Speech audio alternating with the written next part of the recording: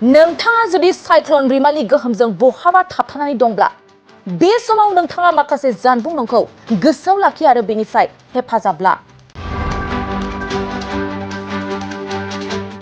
बे हेफाजाब नम्बरनि गेजेरजों नोंथाङा जुदि साइक्ल'न रिमालनि गोहोमाव बहाबा थाबथानानै थादोंब्ला राहा होनो थाखाय थियारि। नगाव जिल्ला बेंगिरि आरो DDMA नंगौ हादर नाङैनो IMD एबा इन्डियान मेट्रलजिकेल डिपार्टमेन्टनि साइक्ल'न रिमाल फैगोनखौ लानानै आगु सांग्रांथि होनायखौ नुनो मोनदों आरो जायगा लानानै जायगा बिनि गोहोमा एसे बिबांनि नुजाथिदों। सा बेंगलनिफ्राय गोख्रों गोबारथिजों सानजा फारसे साइक्ल'न रिमालआ गोख्रों बारहुंखा गोबारै अखा हानानै फैगासिनो दं। आसामनि खोला बाहागो नगाव आरो साखाथि फाखाथि जिल्लाफ्राव मैया आरो दिनै साइक्ल'न रिमालआ फैनायनि मिजिं दं। बेखौ नोजोर बोना इन्डियान मेट्रलजिकेल डिपार्टमेन्टआ सुंद'यै IMDआ आगु सांग्रांथि होनायखौ लानानै नगाव जिल्ला बेंगिरिनिफ्राय सांग्रांथि होदों आरो हेल्पलाइन नाम्बार फोसावदों। फारियै 03672 233 185 233 222 233195 बे जानबुं नङाव फन खालामनानै नोंथाङा नोंथांनि नखर गाव थाबथानानै थानायखौ आगु फोरमायहर।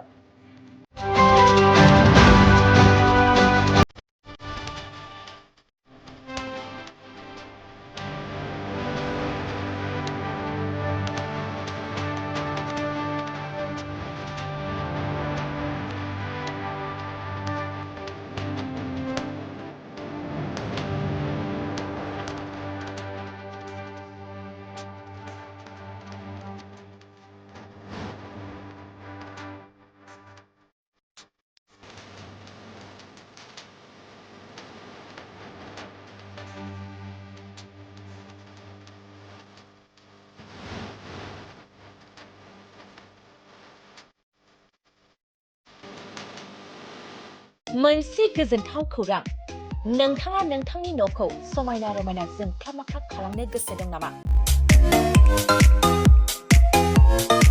थारैनो नोंथाङा नोंथांनि न'खौ समायना रमायना साजायनो गोसो दंब्ला नोंथांमोननि थाखाय बिजनेस बेन्स प्रडाक्ट्स कम्पानिया गोजोनथाव खौरां लानानै फैदों।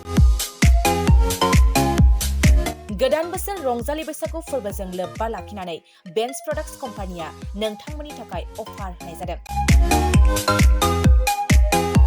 चिरां जिल्ला बेंटल गेट 27 राजा लामानि एबा सिबिथाय लामानि साखाथियाव नोंथांनि न'खौ समायना रमायना खालामनो गोसो जानाय रायजो राजाफोरनि थाखाय बिजनेस बेन्स प्रडाक्ट्सआ लानानै फैदों गोजोनथाव खौरां। पलिग्रेनाइट, WPC एबा PVC, wooden flooring, wallpaper, steel roofing, soffit ceiling बायदि गाबनि न' साजायग्रा खम बेसेनावनो नोंथांमोना बायनानै लांफैनो हागोन। बेनि अनगायैबो नोंथाङा गोबां बाथ्रा मिथिनो थाखाय नैबे 8474015053 जानबुं नम्बरनि गेजेरजों नोंथाङा फन खालामनानै मिथिनो हागोन।